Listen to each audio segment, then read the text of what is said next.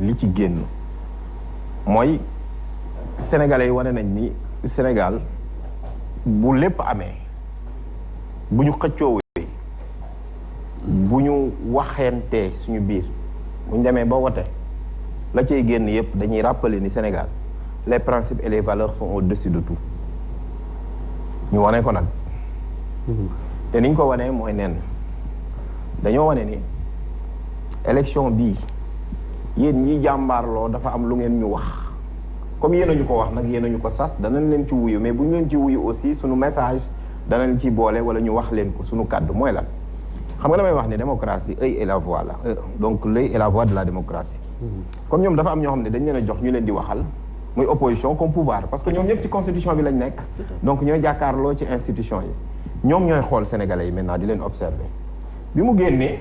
sénégalais yi di leen comme yéen da ngeen ñoo wax ni élection yi yéen a ñu ni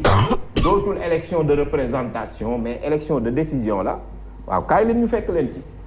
parce que boo xoolee élection de représentation la waroon doon gox-goxaat yi élection législative élection de représentation la élection locale élection de représentation la mais élection présidentielle élection de décision la dañuy décider pour l'élu du peuple maintenant ñoom nguur gi ñu def ko élection de décision opposition bi aussi def ko élection de décision parce que boo gisee ñoom ñëpp dañoo ànd def say aussi jàkkaarloo ba mu amee nag askan wi àtte demal li ma gis ni ñu àttee mooy dafa am lu ñu bëggoon a leeral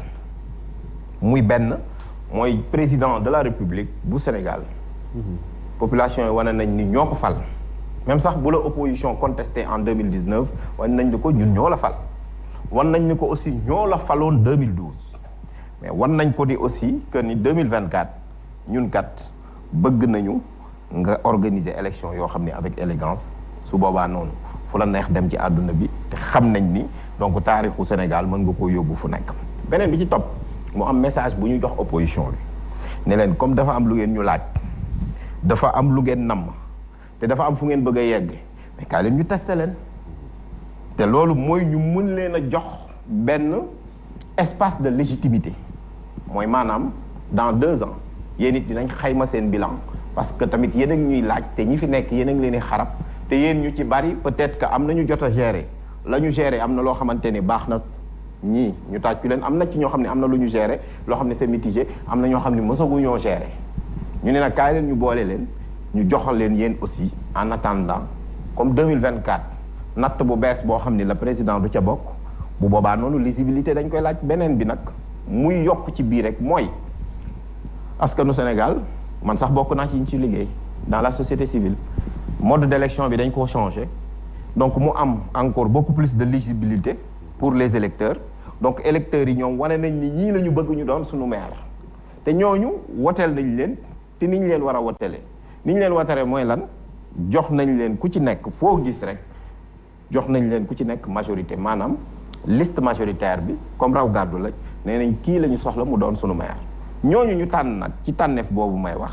maanaam ñooñu dañ leen a sas donc li ci génn daal su ma ko mënee tënk mooy sénégalais yi wote nañ te wane nañ ni espace politique bi am na ay camp la majorité et le pouvoir am na aussi des forces socio-professionnelles yu am solo mooy ñi nga xamante ni c'était des candidats yoo xamante ni ils sont issus n'est-ce pas d'autres corporations ñu nekkul des politiciens professionnels ñu mën leen a may ñu élargir l'espace politique pour élargir l'offre politique pour permettre à ce que tey jii nii mu am li ñuy tuddee un pluralisme politique ba nga xam ni Sénégal li nga xam ni mooy gox-goxaan ni dina am beneen élan en gros man loolu laa ci jàppagum comme enseignement pour le moment en attendant ñuy dugg ci. d'accord alors professeur bu ñu gisee ni ndaw yi génnee voté ñu gis tamit ni ay ndaw yu bëri ñoo remplacer des ténors du pouvoir ci fa ñu nekkoon fa ay maire alors est-ce que amul benn lien ak événement mars yi amoon ba président Macky Sall génn ni je vous ai compris. waaw effectivement xam naa ne li professeur Ngouda décrypté sax soo xoolee laal na ci une partie de cette jeunesse là boo xam ne nii tey dañoo xaw a jaaxle mais su ma en tant qu'économiste su ma xoolee def benn historique 2012 lañ fal président Macky Sall xam nga fii Sénégal nag civilisé nañ dañ lay may benn temps ñu ne bàyyi leen ko mu liggéey ku ñu fi fal loolu la ñuy wax ñu ne bàyyi leen ko mu liggéey sa waay def juróomi at matagut mu ne maa waxoon waxeet dootuma def 5 ans 7 ans lay def indi fii fi tappale dem cour de xawma lan indiwaat kayit ne gars yi ne mën naa def juróom-ñaari at xel yi commencé jeexi jaaxa en 2017 veille des élections toujours de 2019 ñu ne autosuffisance alimentaire fourage daal di xuddem on commence cette jeunesse là aussi qui a détrôné Wade durant 5 ans yooyu 6 ans yi ma lay wax rien n'a été fait pour la jeunesse croissance économique bi ñu am croissance extravertie la c'est-à-dire que ça ne produit même pas de stage xale yi mënuñu am sax stage yoo xam ne lay liggéey donc nga gis ay bomb yu tege yoo xam ne nii gaa ñi dañoo xawoon a mer fanaanal da nga ko fanaanal ne dañ koy faj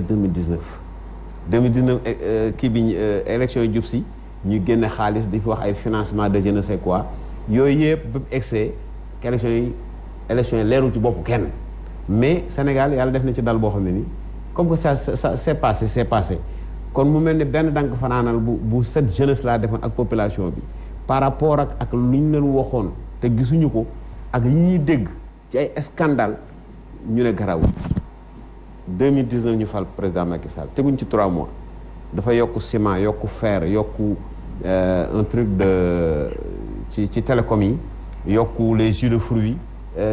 pas yokk le prix mais fiscalité bi lay wax ñu yokk ko prix yooyu yokk président boo fal 3 mois mu mel ni kon trésorerie état bi commencé na essouffler te loolu soo ko démarré mandat dafay xaw a doy waar ñu continuer cette jeunesse là encore nga xam ne lañ leen digoon financement ci 2018 bi di préparer campagne yi fourage dal dem gisuñ ci dara mu mel ni mer mi dafa gën a yokku scandale yi mel ni tulli ak màlle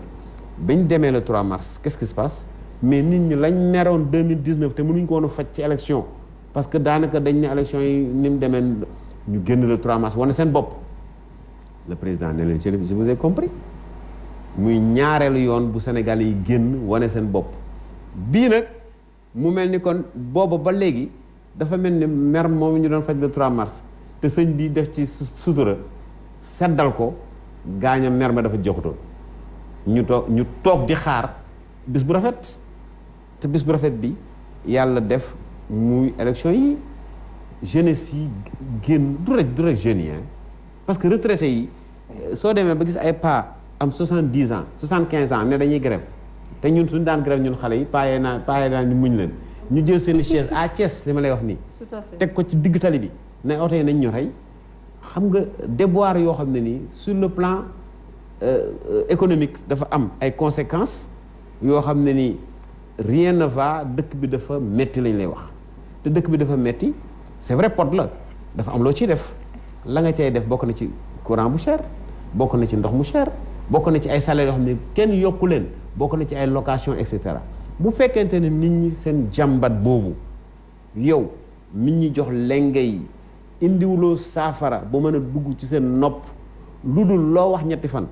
génn ci te pourtant am na yu baax yuñ teg yoo xam ne su fekkonte ne dañ caa tënku mën na am sax askan wi gis seen bopp économiquement gisuñ ci dara far yàlla nattu leen nag ci élection yii ñu jaar ci Covid c'est devenu une catastrophe mu mel ni kon dafa am benn bombe sociale boo xam ne nii inéluctablement c'est-à-dire que amutoon benn pexe foo xam ne nii mën nga fa jaar lu dul lii mooy saafara bi maanaam ñi dem élection ñu wane nit ñi wane seen bopp wan nguur gi ne ko ànduñu ci moo gën fukki yoon ak juróom-ñaar que nguur gi pertoon sax 80% moo gën fukki yoon ak juróom-ñaar ci démocratie ndax respiration boobu su amee nit ñi seen xel day sedd seen xol day sedd su nga loolu su amut la amoon 3 mars non seulement dañuy génn taal dëkk bi wala la xew la ngay dégg ci ay Burkina Faso Guinée ak feneen mën na fi am Sénégal donc vivement aussi que ñoom ñu comprendre que ne li nga xam ne li tee réew mi bokk na ci démocratie bu ñoŋ ñoom nañuy def seen i njombe amul problème Sénégalais yi am nañu dalu xaar bis bu rafet bi mais tant que cette démocratie là ñu ngi koy bàyyi muy dox nit ñi di gis les résultats probants mën na am métit yi ma la wax nii ñëpp sur le plan économique nga xam ne dafa dem